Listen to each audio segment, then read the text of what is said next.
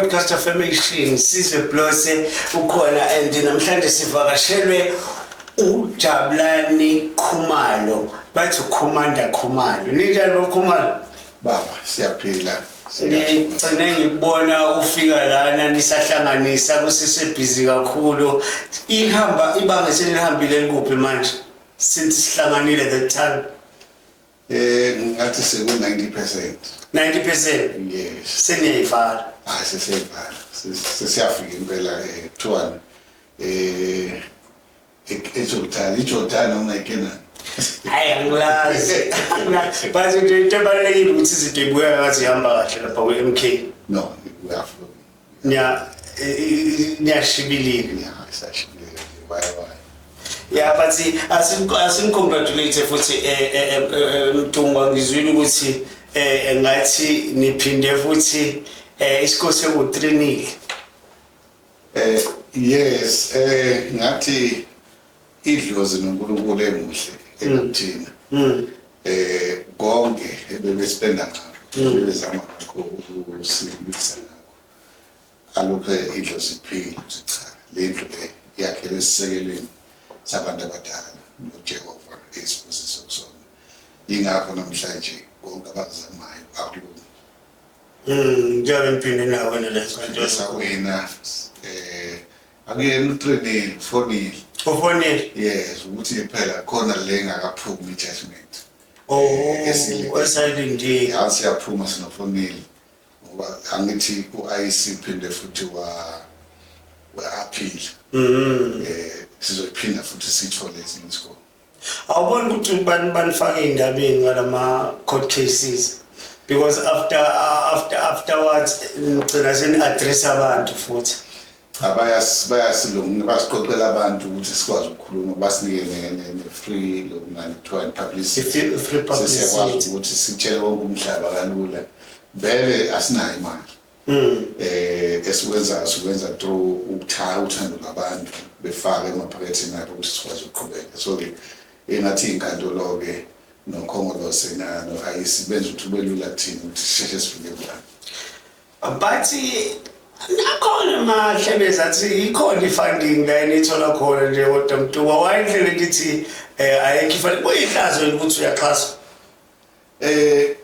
ngathi nje ngokwepolitiki no lona ihlazo but thina sibe nebhadi isho sinalo le ukuthi abantu abanemali baqhelile thina but abantu abangenamali basondelile kuthina which is isibusiso ngokwethu ngoba but ngiyabona imoto kuthiwa kunemoto ukhithi imoto eyiserious akubona labo bantu abanixhasayo no Vivian Reid no abantu bahlupha imoto zabo personal cars lezi ezenza ngomthuketi asazi ke ukuthi basuke bethathe phela abanye abantu banayo inhlanhla ukuthi babe nazo izinto basebenza umkhonto bayisebenzisa so nathi basilekelela sometimes bewona noma bathi uthola ukuthi kune function ekhona sasakwazi mhlawumbe sesidinga intende ahlanganisa ama-concrete iphume intende kusetshenzwa kuyo phambili into emnandi nge-MK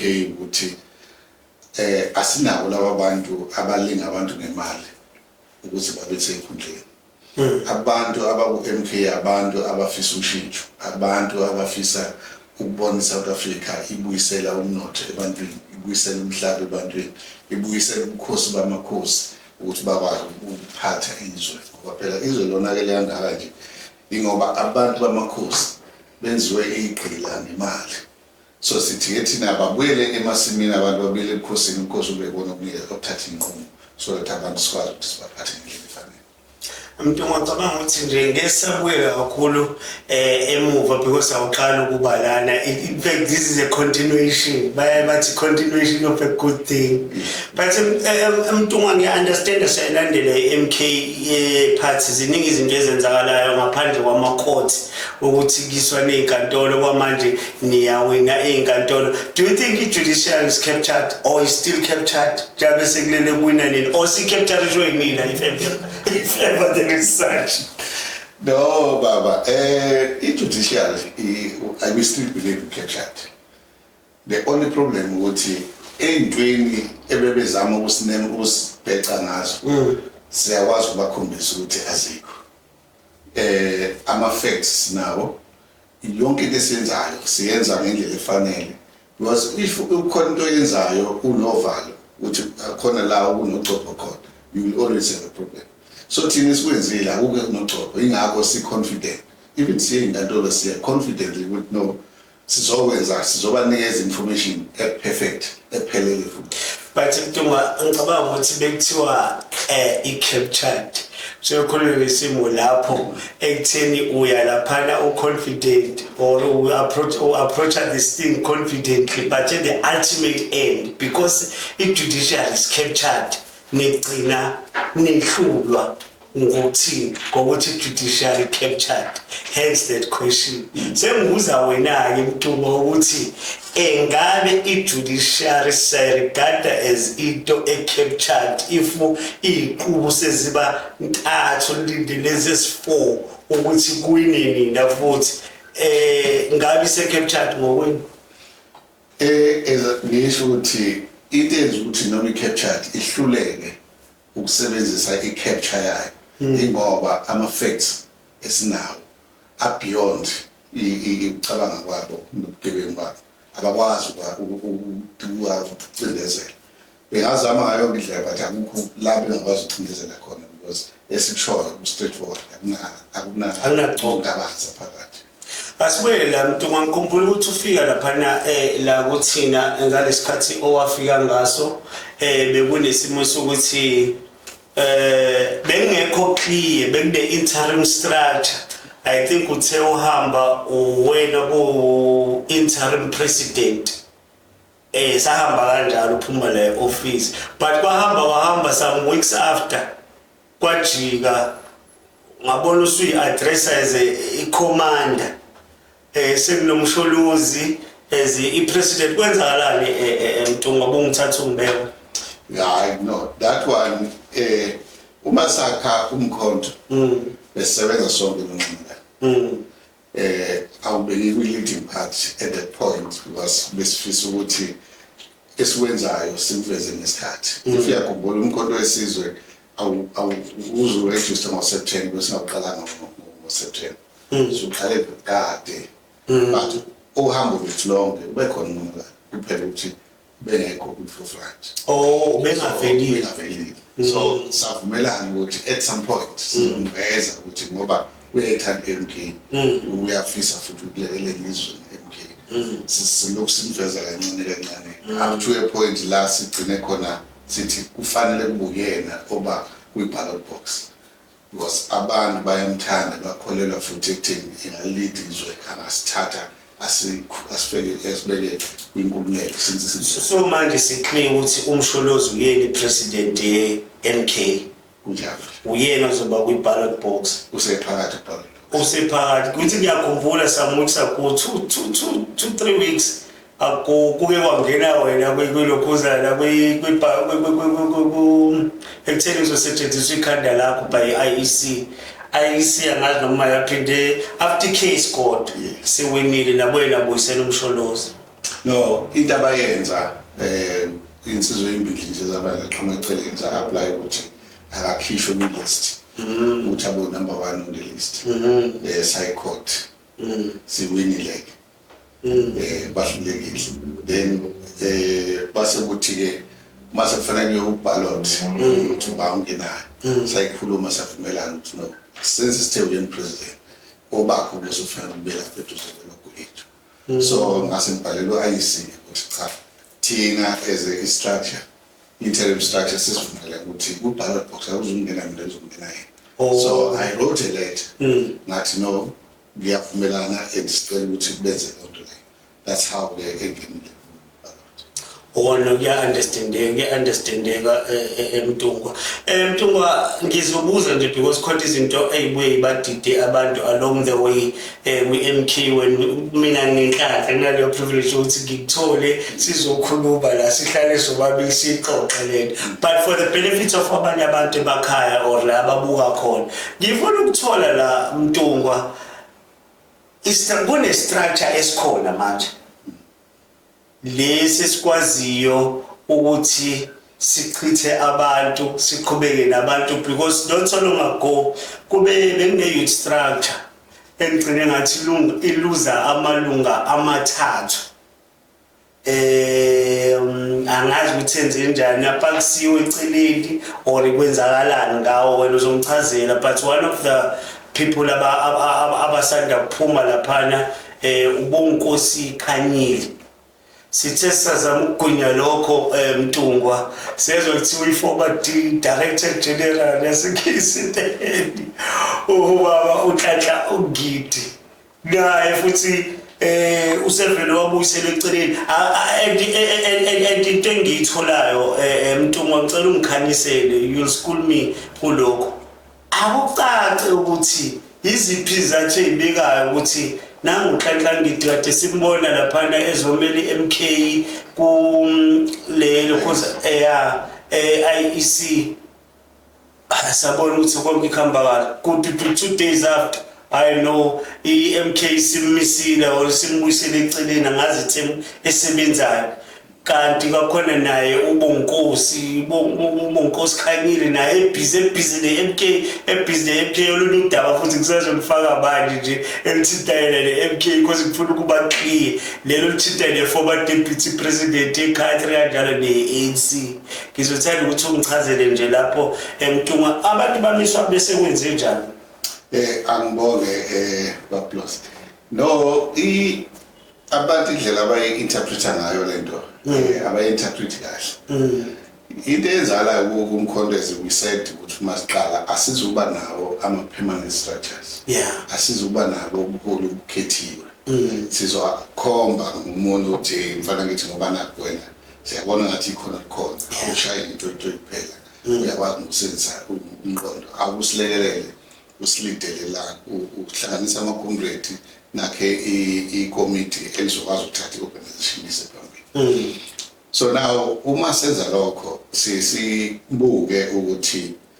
amandla onawo we-position esinileyo so ucongregate uKhanyile akaxoshiwe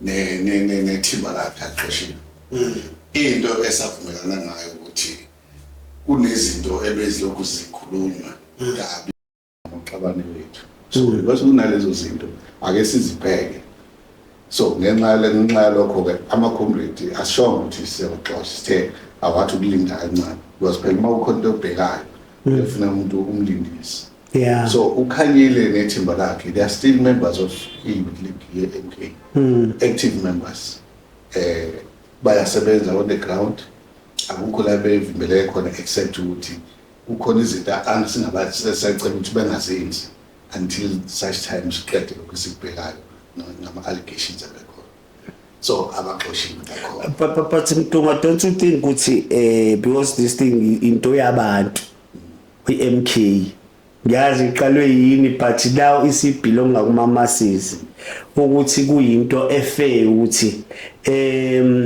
maybe press briefing noma i-statement eshoyo ukuthi sesithathe isinqumo ngalamaqabane ethu esithi based ekutheni ungavele nje kuthiwa hayi sebebuyiselwe eceleni but akukho clear ukuthi athina ama-reasons ukuthi babuyiselwe eceleni ama-comrade lawo Bablos angithi uyabona njengamanje siye ecourt siyothetha icala lokuthi uNxumalala akakwazi ukungena kwilist inkantolo leyo sithi izowabamba ama-results ayizobadedela kusho ukuthi khona abasebhizi nabo but i-IEC inxothi besingasakwazi ukulinda khona lento yabona bebefuna ukufika kuyona bayithatha bayisa kwi-appeal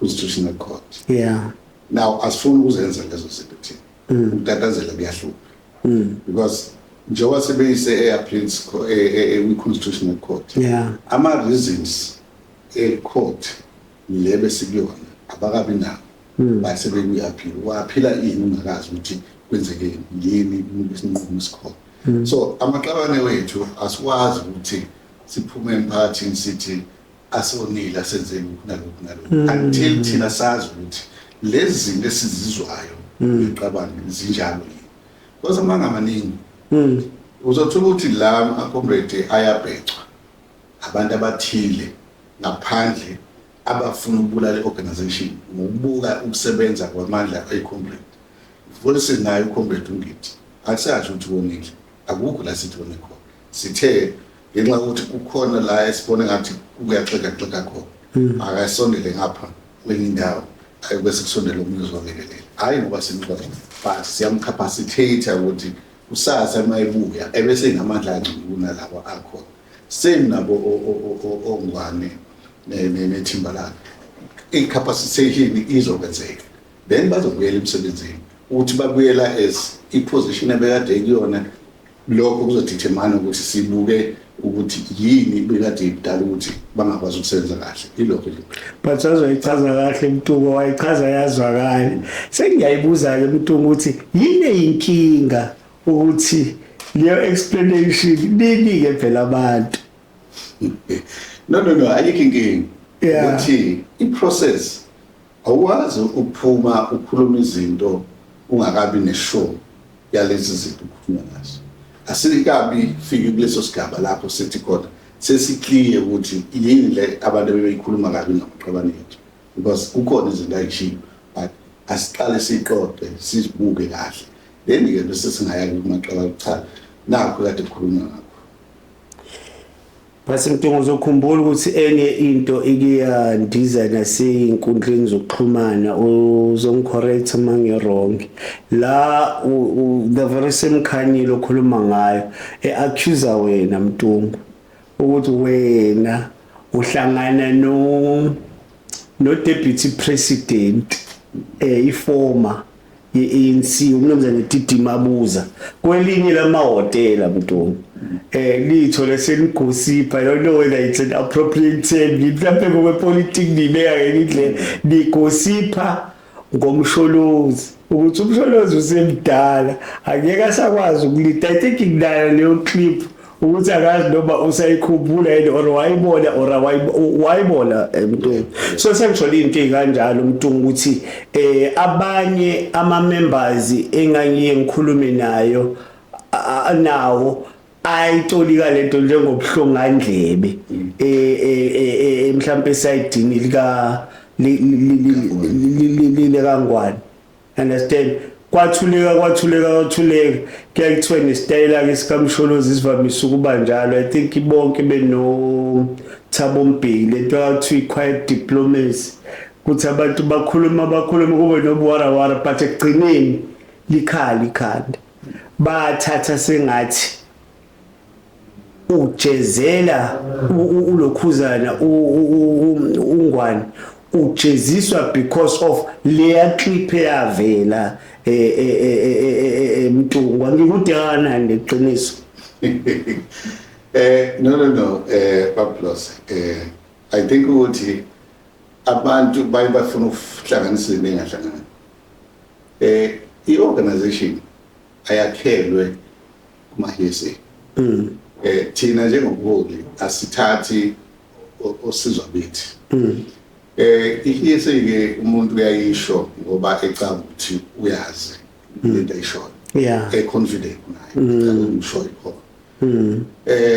i-reason why singazange especially myself azange ngithathe serious because I know the truth because yini ezongijambisa if ngiyazi ukuthi ngiclean on that there's no reason for me to judge so but wahlangana nomsholozi nayikhuluma well sikhuluma into eningi as leadership noma ikuphi esikhuluma but khona izinto esingeke sisebenzise sijaji sigijimele zona ezibona ukuthi azakhi organization into esifisayo wakhe organization so whatever ungwane said yes kwaba nama yakhulumeza amatents lapha nalapha no angisheshi ukuhlumeze but what I'm trying to say ukuthi whatever was said yes kwaba nayo ukuthi kwenze kwabantu babuke ngendlela but because we knew ukuthi sometimes umuntu uyakhulunyiswa akhuluma izinto ezingenasidingo angeke usemjezisa ayiphuma uphele la egcikeni can't do that ngeke ingane ngoba mntu anjake ndimxoshe akithi usekhona ngaphakathi nabona ingane ukuthi iphambukile ndamgcina basically yanto ayenza kule level akuleya clip no level akuleya clip uNcamalala sat down with them bakhuluma wababonisa because babedinga ubuholi because remember ukuthi uma wakhe kuyoba khona okuncane abantu abafisa ngapho ukuphazamisa ukuthi udonga lakhe lungaqondi bafaka usimende kakhulu bese liyatsheka iblocks but akusho lokho ukuthi leyo nje sefuna ukudilize yona uthatha nje leyo blocks uthi ususa kancane usimende ubuye usele ube ku-level ubusele blocks qhubeke nje okay thina sikholelwa ekuthini akekho umuntu odinga ukulahlwa wonke umuntu we-organization siyamdinga nabantu umphakathi uyamdinga because angeke sonke sifike sesazi ngaphezulu kwa wonke umuntu sifunda sihamba ngendlela so nawo amaqabane wethu azokhula ngelinye ilanga azoba nemdodovu njengathi aliphathizwe so ukuze sifike lapha ya ngeke silokhu sijahana namanye amaqaba kuphela kufanele sibakhapacitate sibakhulise sibe namadoda baqhubeke baphathe organization. But uzothi omunye umuntu Mtungu I think okugcina ngithinta loludaba lolu sesizodlulela okunye Mtungu uzothi omunye umuntu elections are looming and noma yipi organization fale ibeke this united front yabona omunye uzoquestion timing yini you understand lento ekubuyiseleni eceleni ukuthi ba step aside these people but how kuza ama elections kanjani iMK vele imisungiti kuza ama elections why MK party vele dissolve structure say youth you understand uthini into enenjalo Mntu no I think the understanding engekho ungiti asimxoshile wasimsusile uyasebenza is on the ground ungwane nethimba lakhe bayasebenza they are on the ground it's only that ide ongwana bangayenzi njengamanje is ukukhuluma izinto ezithile uma lezinto but they are on the ground they are still leading asibaxoshile ababekiwe futhi eceleni there is no step aside kwenzakaleni ngalama position kade bewa bambile the position are still there asephethwa abanye abantu no kwenzakala umuntu sembekile angithi nje wangisho ukuthi ama comrades are still there the only thing that we are fixing ilezi inkinga lobisizwile mase siqedile then we take a decision and move forward but angeke ngithi 100% uzobe useyena president or acting coordinator but the comrades akukho la sithi khona sesiyabalahla ama-corporate wethu abhizi njengamanje ya-coordinator on the ground which is told to that majority and we are still united. So Mntu ngamanje ngik-addressa as what as a commander or I deputy president? No, as a commander for now. As a commander? Yes. Okay, sisahleli naye uMr Jabulani Khumalo, uJabulani Khumalo uyi-commander ye-MK party engafikanga igalelekile ngeSixhosa hayi ifikile i-MK ongathi akayiboni ngabe akakhuluma iqiniso ungakhohlwa ukuthi ngomhla ka-24 Mntungu ngiyakwazisa nje ukuthi umama ajoyine omama bala ekhaya understand lento bahlela into ekuthiwa iphinifa iphinifa ngomhla ka-24 bayohlangana baxoxe ngeinto zabo Mntungu eyithinta bona eyithinta iphinifa yazi sikhule omama bethu begqoka amaphinifa I think inestory eside ngephinifa so bazobe behlangene laphana mushroom lounge on the 24th khona la eMhlanga Mntungu siyabaqhuquzela ukuthi benze isiqiniseko ukuthi bayagcwala omama I think i-open invitation nje sesithumela kumama wasekhaya so siyofika umtshele Mntungu ukuthi siyabeba ukuthi ayifikele bathupha azohlanganyela nabanye omama because sobe kumcimbi omkhulu no siyabonga abablose isimemo sengo udlulisela nabo i-organization bomama bakhona sinabo mama i-organization engicabanga ukuthi bengafisa ukuba ingxenye yalolu hlelo and isobe sekuyi-eve ama-elections Mtungu uyabadinga ukuthi bafike bazohablisa nabanye omama mhlawumbe bayi-understande kangcono even i-MK bebeyixoxela nje bebodwa. Ikhona i-leadership yethu e-coordinator i-structure somama izoyidlulisela khona. No, sithokoza kakhulu Mr.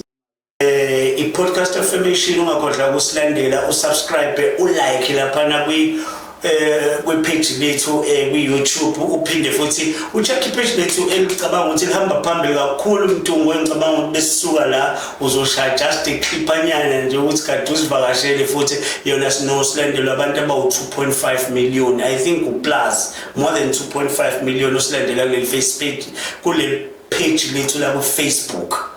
So into ebalekile ngicabanga ukuthi kuthiwa numbers don't lie mntu and asazi ukuthi MK ihamba kanjani ngama numbers manje. No babulose no MK yakhula futhi ngesivinini nalabo abangawona ama members but by MK okumnandi ukuthi even amabhunu labamhlophe sinabo la organization for the first time upresident ba-addressile full hall yabelungu namabhunu committing themselves futhi they'll vote for MK. And that means a lot to us ukuthi siyahlanganisa izizwe ekhona ngaphakathi eSouth Africa esifisa ukuthi-ke sisebenzisane kahle nabo ngoba obabamkhulu babo bathatha umhlaba wobabamkhulu bethu. So kuyasijabulisa ukuthi sesiyaqala ukusondelana because lo mhlangano wawufuna uyibona abasaka basijabulela and bathokozela ukuthi uNxumalo usondelile kubona. But no, ayisekho umuntu abona laba bethi Zuma must go. Angeke sazi kodwa kusithokozisa ukuthi babephutha labo ukuthi into abazenza kudala nangaleso sikhathi zazi wrong, so le ndoda abayiphanishela into wrong, so now bathi bafuna ukuyilungisa le nto leyo ukukhombisa izwe lonke ukuthi babekhohlisile babetshela izinto ezingekho njengoba ukade umbuza izinto nje ingoba abantu benza ama mistake because batshela izinto ezirong ebese ithatha into ayisebenzise kanti akuyona le kufanele uyayenza then nginawo amabhulu ke nabamhlophe but no ama mistake ezekile sinqomalala siyaxolisa sicela ukusenza noNxumalala we welcome them sayivula izandla basondelile siyasebenza. Ngicabanga ukuthi into engase sibheke Mtungu ile nto yokuthi wonke umuntu ukhuluma ngama kuthiwa yini ama-premier candidate kahle umuntu indaba zama-premier candidate ngicabanga ukuthi futhi i-MK ikhona yonke indawo la eSouth Africa. Abanye bazobuza ukuthi konje i-MK who is their premier candidate eKZN because ngizobuza kanjalo Mtunga because of proximity since la eKZN isoba close kakhulu esifundazweni sethu. Ubani premier candidate eMK la eKZN? Yekela who's this guy young Khehlenizi, who is the real premier candidate? Umseza Nxumalala lo yena nalelo lungelo lokuthi ubani ongaba premier candidate.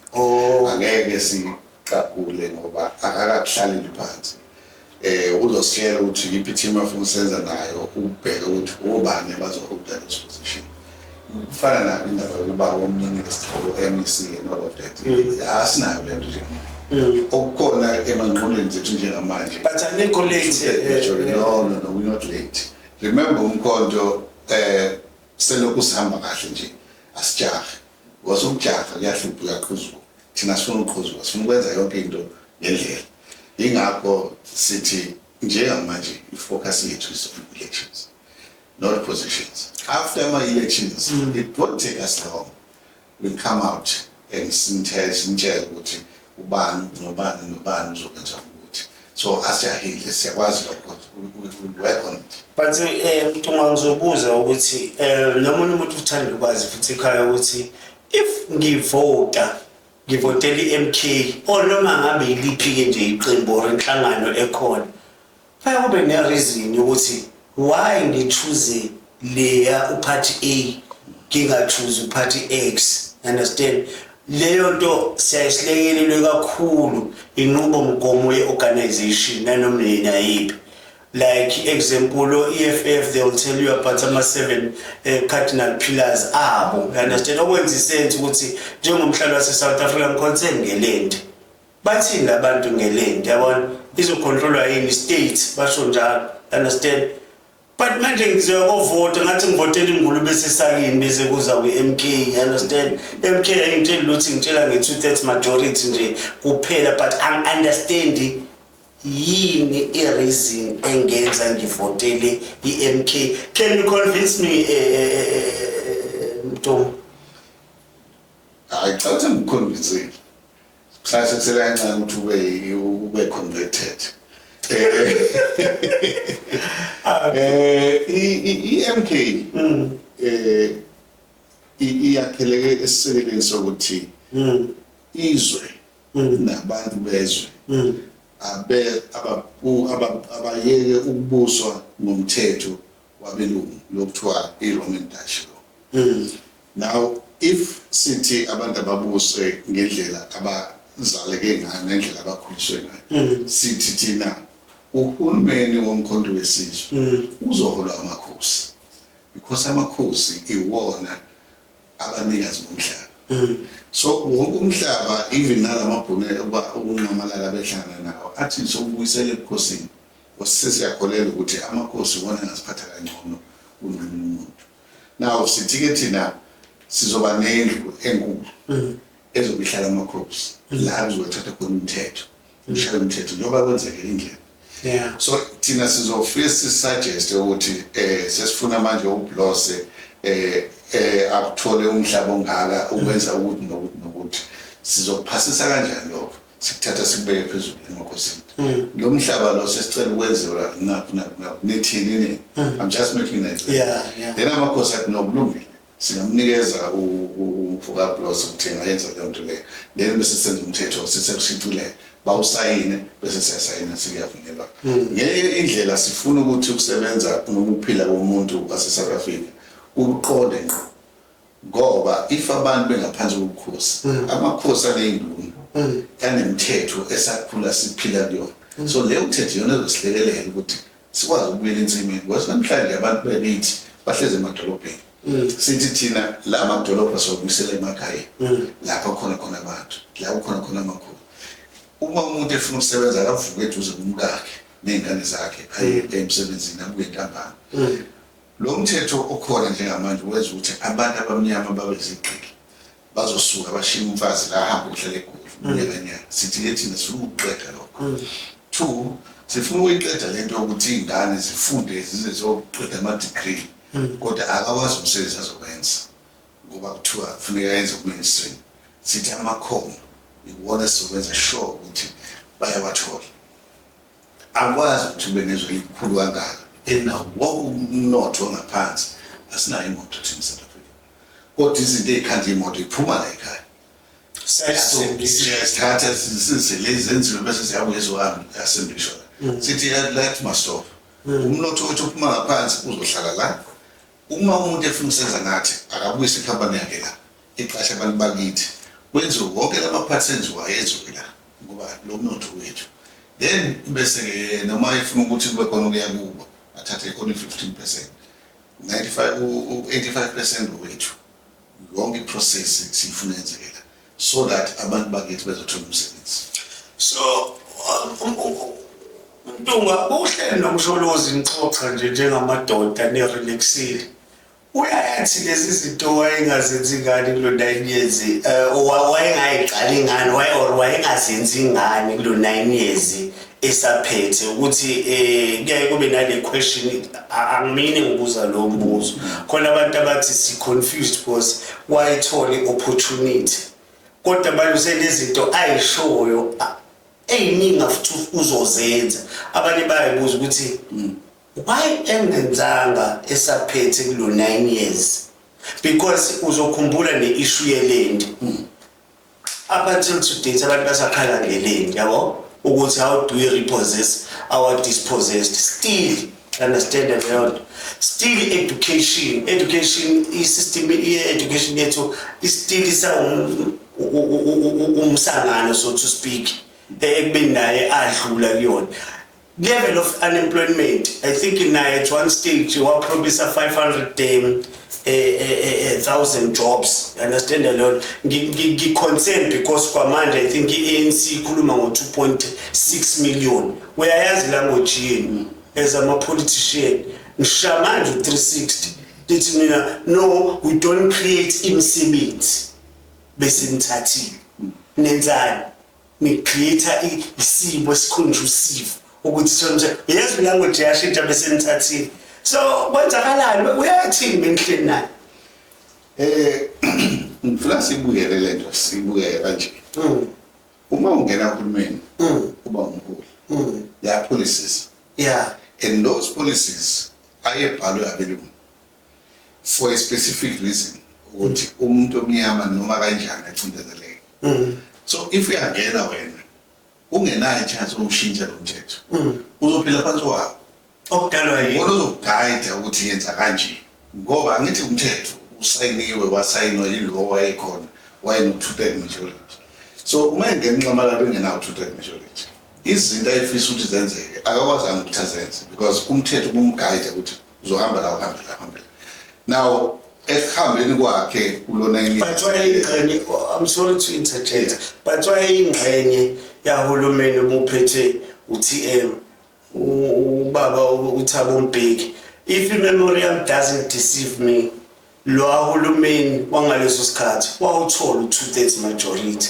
kodwa wathini wathi awuzukushintsha iconstitution awungaqhubeka yes wayekhona he was a deputy at the point powerful position but it did not help him ukuthi afeze look like face because there was Thabo on top who had all the chances to change the constitution remember as a president you have vested powers until ekufuneka ukuthi uwafeze but Thabo did not do that now uMabalala mayengena we're hoping to that akwazi ukwenza lento but it did not happen so uThemethu yazama unyakanyakaza bamfaka lamaketana utheke mayesethi no man lamaketana ngeke awuthi ngaqashula wayesethi uSiril no ehlangana nabelungu bakhe but lento engathi siqa uphambo asidonse that is why ngothola engaqeda ngitheni yakhe because lezi zinto esikhala ngazo wathi iqalile ethu yazenza bathi bamkhipha bathi useqala ukusiphazamisa hence ke iMK sikhona sithi ke thina the first thing we want to do get to that put new policies sifake imithetho emisha siqephe yonke le mithetho le engalungile then upresident abe nelungelo lemali ukuthi alungisizwe ngoba ngeke alungise noma ngingena abantu manje ingakho sithi this coalitions abantu abafuna banazo the problem is indlela ofisa ngayo uphathizwe most of the coalition lo umuntu uzofuna ukuthi ufake lento yakhe iPad and uzothola lento yakhe ayiphethe inabantu abathile abayitshayelayo nawe usefuna uku-influencer wena awusakwazi ukwenza lento le ebesikade sivumelene ngayo ingakho ezumkhonto wesizwe sithi asimnikeze ichance uNcumalo because izinto azichazayo ezazi ukuthi axoshwe siyasibona ukuthi yizo lezi sisifunayo sithi akabuyeleke no matter how old he is because umqondo wakhe usafanishina ngendlela efanele usenawo amandla ngisho edansi uyambona ukuthi senzizo usengatshaya ijiji so akabuyeleke eParliament akushintshe lo mthetho but ukuze simlekelele enze lokho thina funa sishaye ground ukuthi kutholakala lo 2/3 majority so that mase lapha ya sesiyamkhumbuza ukuthi Nxumalala nazi izinto ebesisixoxa siwumkhono awuze effect manje uzoze effect and then mase effective so wazi ukuthi so Duma ini at ke ngiyayibona elective conference but ini policy conference eMK ikhona but ngeke ngitshela ukuthi ni what ikhona after elections yes after elections we do everything who am I we focusing on elections and focusing ekutheni izwe asilibuyise silithathe sizokwazi ukuthi sikhulume ngalo. Then after that amapholisa and everything so besizokube kubala.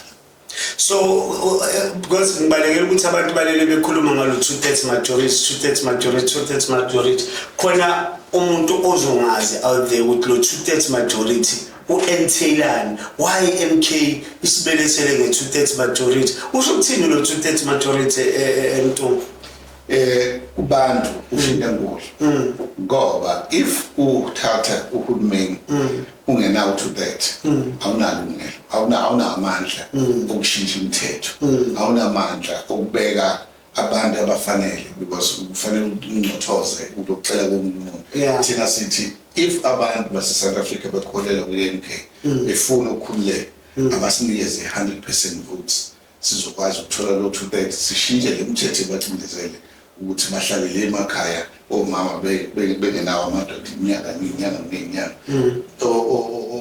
abantu kufanele bathola amanzi aclean abakwazi ukuwathola because kunabantu abaphila badla imali abantu kufanele bathole imfundo yamahhala ingane zifunde zibe nemisebenzi engcono abakwazi ukuthola lokho but if u2/3 utholakele sizokwazi ukwenza lokho kube possible.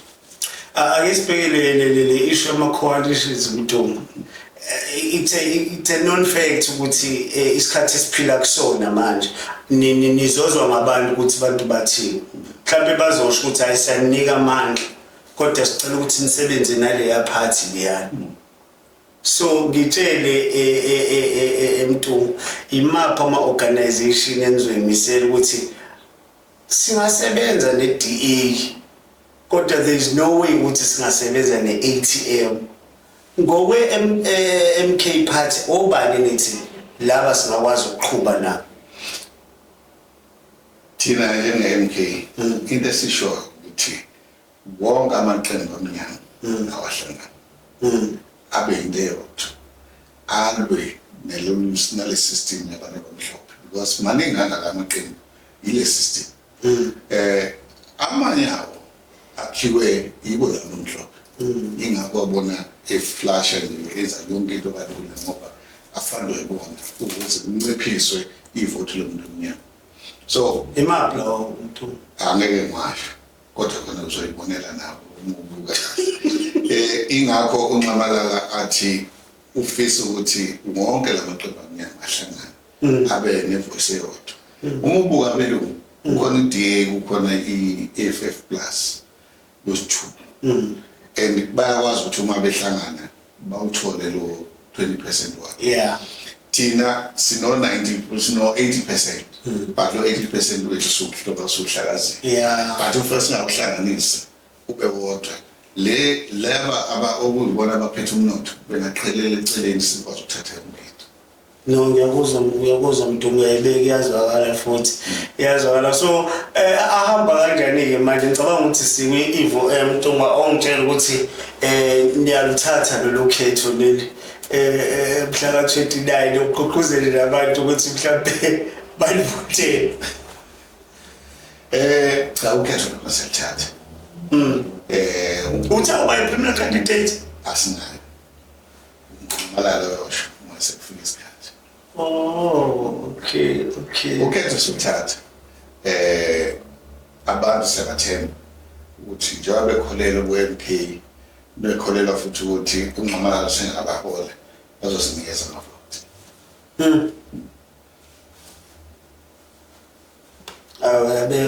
Uyabeka Mntungu.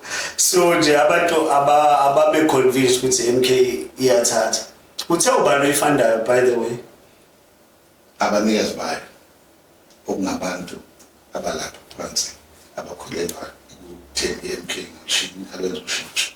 Kodwa uyabona Mntungu ukuthi mhlawumbe kubalekile ukuthi kube naleyo leadership kwaze kunje uSizwe Blose uzobe seLimpopo uJabulani Khubalo uzobe address abantu eEastern Cape uMsholozi uzobe ekuphi uThaba Dlamini understand then ukuthi kubhekwe kakhulu uMsholozi bengibheka into yenzeke eEastern Cape Mntungu uyabona ukuthi ayihambi kahle ngoba umsholozi bephuthuba ifuneral yomuntu abeclose kuyena kusala kubhuntsha ngala abantu bebembhekile imizwe ya-addressa kanjani nje kanjalo ukuthi i-organization ingabi centered around kakhulu umsholozi. No, we silungisile leyo. It's unfortunate ukuthi kwaba nohlelo oluclashayo ezobe imi-province eyodwa. Leyo ishoyo i-programs nanje ngamanje njengami nje nonobhala sideploywe eMpumalanga ukuthi siwafuthe until elections. Unqamalala sithe akaruve national. Then onke amathimba esinawo phakathi asenayo le NIC yethu ayiseke office isise extra nemdeploy kuphi ukhehlelezi ukhona la phakathi wama-members adeployed. Uyasebenza so abantu abanjengo out of consent or out of curiosity bakhona no khanyile khona la bazodeploya khona bada i-deployment kumanje banomsebenzi sibanika wona. They are working. They are still part of, they are members of Mkhonto and they are still. But uthini ngomuntu ozothi i-MK ngathi ingenwa kakhulu or ijoyinwa kakhulu abantu abanogqobo abasuka kwi-African National Congress but abanogqobo abaziwayo na ama-scandals abo sebevele bejoyina i-MK party as if indlu manje yama the wounded ones from the ANC. It's not true. We have lots of members abebekade bengekho kuma-structures ka-ANC or any other party who have joined us, who were sitting watching bengekho happy ngendlela ipolitiki eyona. But when the MK iqhamuka, but no, this is our opportunity. But maybe 20-30% of abantu bebekade banoma parties, they've joined us. The only problem ukuthi abantu abasuka kwi-DA bakhona ayikho party singayithathanga sibashayile nje uyabona nje most yabo mhlawumbe kwetholelo 10-20% because ama-members are already moved. But what I'm trying to say ukuthi abantu bebekade beku-politics before, they are active, they know politics, so they try their best ukuthi babe exposed. But then the people abafana nabantu bebekade bengekho politics, they are moving, but they're moving with pace, right? Ababajahili ubawela right. But mina as ama-imita ngibona kakhulu laba abafikile andibabona kakhulu laba abayi-big supportive kweMkhonto weSizwe. But angibongele kakhulu ngo-Alphazwane noNathi Nhleko noNhlanhla Ngidi ekusababonile nje abasuke enhlanganeni yabo bavele bajoyina i-MK. I think that thing built that vote of confidence nabanye abantu abayimisele ukuthi bajoyine i-MK since lawo kwama-comrade engicabanga ukuthi tried and tested complete, so to speak. No, siyakho. But I can't wait for ukhetho lwenu because abantu abaningi bafuna ukwazi ngempela i-leadership nazo zonke into enjalo ukuthi sithole ukuthi ngempela kuhamba kanjani ngosohlangothini lama-leaders MK party or elective conference because yona into i-do or die lapho. No, abalinde abantu izokwenzeka. Okwamanje sifuna lama-election. But ngisaba ukuhosta this thing manje because kuzama elections. I mean we must know ukuthi sivotelani. Why is it difficult? No, it's not difficult. You scared? No, we're not scared. Phela this thing kumali buye idala uqhekeko kwesinye isikhathi olugcina lihlakaze yonke into. You see MK here prioritize. Ayasivana so decide ukuthi sesenzokuthi manje siyahlala siyibuke ukuthi le isidingo sayo simanje. If singekho manje push it for the right time. So okwamanje sinezinto ezisidinga manje, which is elections. So we don't want to mix it. Yeah. Or see disturb. Okwamanje sifuna ukufocus kahle. Ama-combat alekelelayo. Awalekelele ukuthi sifike kuma-election. After elections, we have always said it. Sizoba nayo i-conference, sizoba nayo i-congress. Then we do the election. So umuntu othi libhige KZN but akaniboni eNorthern Cape uthini kuyena? Sibheke KZN asibonakale Northern Cape. Like anibonakali ngizama ukusho ukuthi anibonakali kumanye ama-provinces. Understand? I don't know whether i-media ke yini nobuqhetseba bayo nakho nivele Eastern Cape ukuthi umsholozi lapho abantu ababemlindile leli qeqebane lahleli lapha le-Great Stand. I don't know, but omunye umuntu throw a psychological close ukuthi okay ngathi anikho kahle Eastern Cape, anikho kahle mhlambe Western Cape, anikho kahle Northern Cape, mhlambe eLimpopo because ngabona yoba address eLimpopo I believe bafika baba nga 150. No, it's more than that. It's more than that. It's more than Okay. that. The whole was packed. Okay, bafika kumele kuba neMpumalanga la oyakhona. Uyabona kodwa manje bese kususwa ama-big wigs futhi ayeMpumalanga. Uyabona ukuthi kushuthi nakhona kuyosetshenzwa. Understand? So uthini umuntu ocabanga kanjalo? No. Othi mina We original. ni-origine yodwa. No, we have always said this. MK is all over. I've been to Cape Town before Msholo's Icon. I think in meeting I had more than 2,000 people. Colours. Not colours mostly. So bathembisani mntu bofika lapha.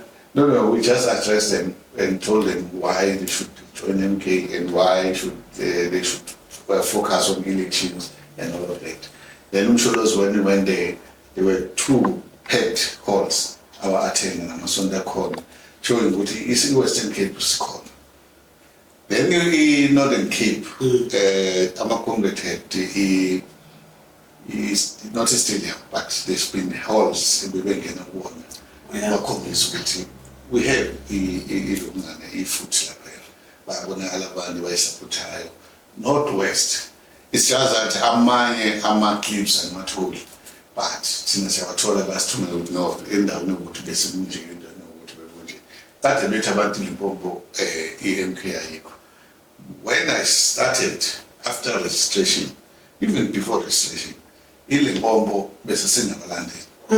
Was a Makosa corner and the legs route, say register, and it's from Makosi, other in EMK. Those were the first ones which Bank Bank Shabel, which for the first time, the organization was recognized. Yeah. In a weekend, when you say, Eastern Cape, we had Mfodin, yeah, we were so busy, as it is cut. And Salas no put to them, but this cut as it late or sit and besina amakhosi lapha eGoli inkosi yakwangema namakhosi abamzilikazi namanye amakhosi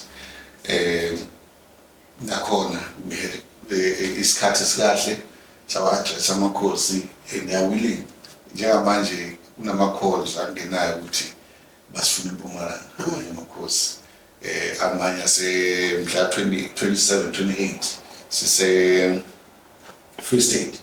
Uzogcwala amakhosi because they want to address us but Meaning they all over. Siba all over. Isikhathi sokuphumula sikho uma sulalile 2 hours sumi because abantu bayifuna MK. It's worse for uNomalala ngoba naye abantu bamfuna kakhulu more than us.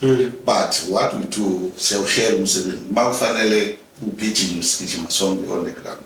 This notion yokuthi abantu bethu uNomalala atholakala sisuke sikhona on the ground abanye abantu bethu babakhona but uma kufanele a split like at one stage simsuse ngechopper not ngechopper inletho le lithwana eshishana bafuna siqashe because bafuna bese limbombo Entwasova no sinama-computer nawo abantu basixhasa but ayisilekelela ngokungameli wethu uthando abantu angeke sivume ukuthi ngoba lezi ndawo useyihlehlise kakhulu Yeah. Yithi sibone ke sitholele into ezomsheshisa.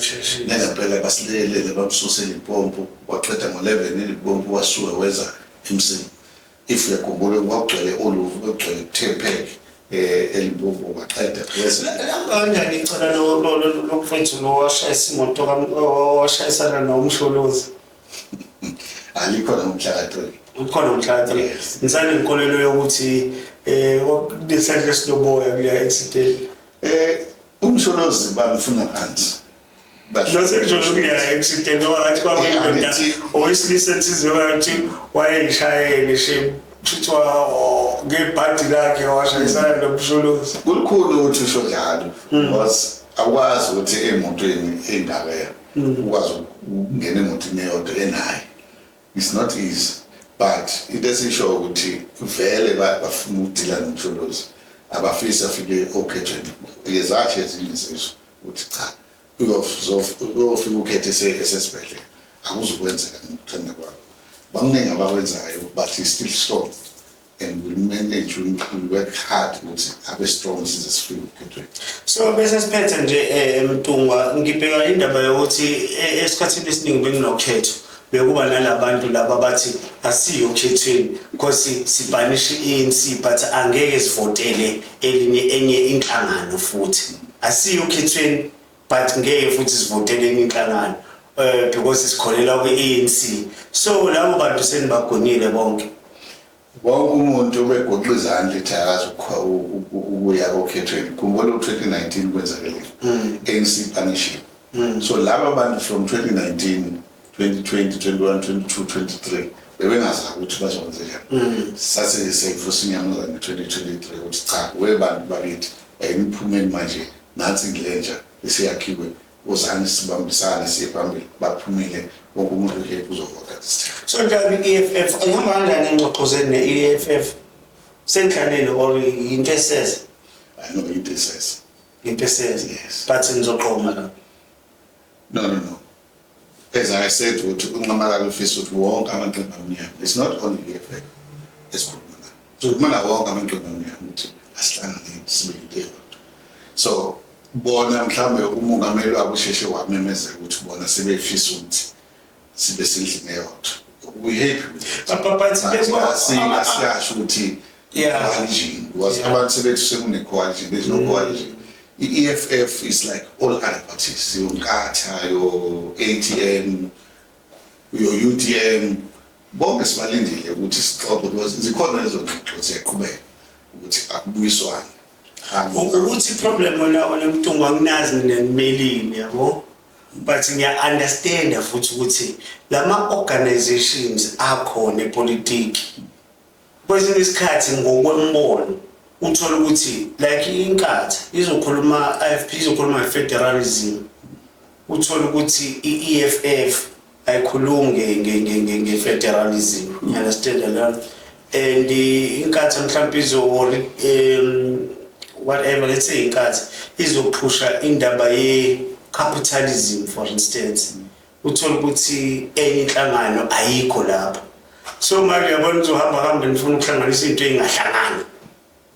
Uyabona idanger ezobakhona lapho. Lilake asazi ukuthi lithi akwenzeke kanjani nifuna u2/3 majority.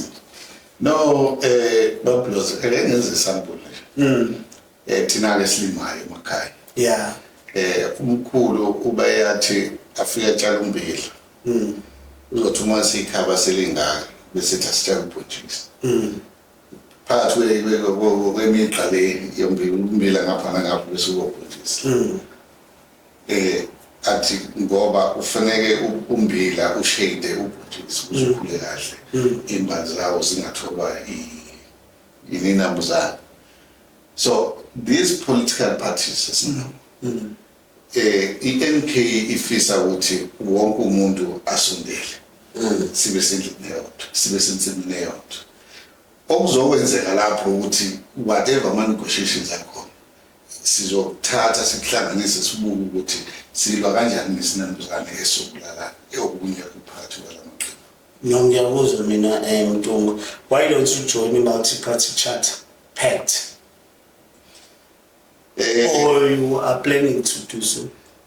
not really, but abaholi njengoba besaxoxa mhlawumbe ngafika khona mhlawumbe ngefike khona kodwa ugcina ngosuku sifisa ukuthi indlela yami yonke ibe sendlini eyodwa ezovuta athini ama-parting shots Mtungu amani nje lokugcina nje bese ubeka mhlawumbe usukhuluma kuleya camera nabantu bakho oba-address nje abantu bakho ubaqoquzele uyibatshele nelizathu ukuthi kungani kumele bavotele i-MK bangavoteli isizwe Blosse Party. No. Thina njengomkhondo sikholelwa ekutheni abantu bakithi kumele bakhululeke. Abantu bakithi kumele bathole umhlaba wabo. Kumele imisebenzi isondele la bekhona. Kumele futhi ingane ingabikho ingane sistruggle. Zonke iy'ngane kufanele zibe sesikoleni. Engeke esikoleni ayihambe yohlala lapha ema-social training ibe yisotsha. So that ithole i-discipline. Because into eyenza ukuthi namhlanje iy'ngane zethu zingakwazi ukuba izingane ezilungile. Ingenxa yokuthi zilekhe i-discipline and azinayo le training esasinayo thina uma sikhula ngoba ngesikhathi abelungu bethatha basikhipha from imfundisweni ezinhle zemvelo besinazo. Now sifisa ukuthi-ke uma sithatha after ukhetho abantu sebesivuthile basinikeza wonke amandla sibuyiseleke lawo mandla kubona abantu. Angikuzwa bekukanjalo-ke sivakashelwe u-Mr. Jabulani Khumalo. Mr. Khumalo uzobuya bese niwinile noma nihlulile uzokhuluma nabantu podcast affirmation noma yini. In actual fact sike seyixoxa lento noMnqamalala namanye amaqabane ukuthi lama podcast wenu uzafuna ukuthi sisondele kubona more than i-media le ekhona. Mhlawumbe nina nizosinikeza ukuthi sikwazi ukukhuluma nabantu kancane nangeqiniso because lama media houses esigijima nawo anamanga kakhulu. Ufike ukhuluma into bayijiye bayenze into. We hope ukuthi ngiyakholelwa kakhulu nje kwe-mainstream. Angikholelwa kuyona. Awode ngikubonile into esikholelwa kuyona yiyo le ukuthi ngoba egcineni kosuku lama podcast especially indlela yami iwona sifisa ukuthi siwa-promote even sesi-government. If kungukuthi siyasakwenza nibambe iswebhu nje ujikijele sidonse umletho wodwa hayi uzobuya sisheshe. Siyathokoza kakhulu wakhuluma kahle Mtungu ngicabanga ukuthi siyoyirekhoda lento esikudlaleli bese sikufuna singakutshoni sobuye udlalelwa yithina lento sesithi nje awuda Mtungu usenzani manje sesikhulume kahle kanje njalo Mtungu ngicabanga ukuthi ungahlelela ngisho uthi nomsholozi one day afike kuyona le podcast kuyona le city le one city le naye sikhulume naye akhulume nabantu bakhe. No, umongameli ushilo ukuthi uzosithola leso sikhathi. It's just that njengamanje i-focus ikulento kodwa isikhathi ukuthi ezinina uzosenza. Besivakashelwe ubaba uMtunga uJabulani Khumalo from MK Commander in Chief. Yakubona lawo magama eMtunga but amagama ngempela abalulekile lawa usukileke uMtunga la asuka khona wathi uzodlula la kuthina noma esuka lapha enkantolo okuhle kodwa ngokuthi ufikile la banqobile i-third round manje hayi bagijima nayo and ungakhohlwa ukuthi bofuna ukusilandela futhi uyasilandela lapha kwi-Facebook page yethu siya-update ngaso sonke isikhathi. Into engakutshela yona nje Mtungu ukuthi sesibhalile lesitolo ukuthi iphinde yaqoba i-MK party uboya ko-check-a nje page lethu uzokuthola kukhona ayihluziwe akunasensorship kule nto engiyitshela yona. Mhlawumbe that's another thing good ngama-podcast ethu ukuthi asihluzi sikulethela zona zishisa njengoba zinjalo and ubuye uye laphana kwi-YouTube channel yethu uzosithola futhi podcast affirmation uzomthola uMtungwa uzomthola uKhumalo uMbulazi and uzokhumbula ukuthi sike saba naye phambilini ubuyileke futhi Mtunga ugqoka isikibha ehlukile lokho ziningi ngicabanga ukuthi sekenzela nomehluko umuntu akadideki bebona lezi kodwa ngiyacabanga ukuthi kuhlukile Mthungu sothokozela nje ukuthi abantu baphuthume bayoyichecka le podcast yanamhlanje ngoba yona ibithatha ke isiyisa phambili kulezi zinto lezi esike sakhuluma ngazo previously Mthungu ngicabanga ukuthi uyibeke kahle yazwakala wakhuthaza nabantu ukuthi bayivotele iMK ungakhohlwa futhi iningi izinto ezenzakalayo Mthungu ngeke ngikhohlwe iphilifa libaluleke la ebangalisayo on the 24th of May right the 3 days before kuyoba elections hlanganyela nabesifazane laphana Mushroom Lounge kuzobe ku right kuzobe kusindwe ngobethole qinisekisa ukuthi uba khona nawe ube iphathi history ungayiboni izinto zenzeka iba ingcenye yayo don't you dare do what I wouldn't do if you do it please take pictures see you in 7